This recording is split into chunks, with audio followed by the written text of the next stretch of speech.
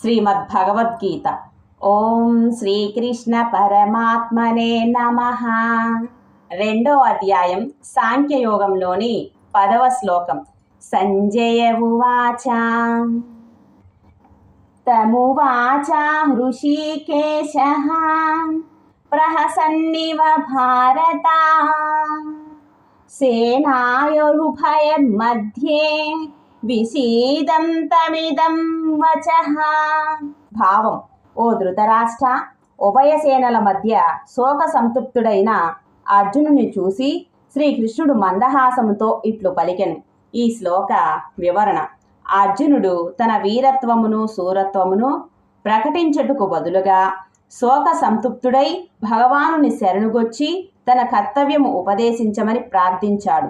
శ్రీకృష్ణ భగవానుని నిర్ణయమును వెనకముందే యుద్ధం చేయనని ప్రకటించుకుంటున్నాడు.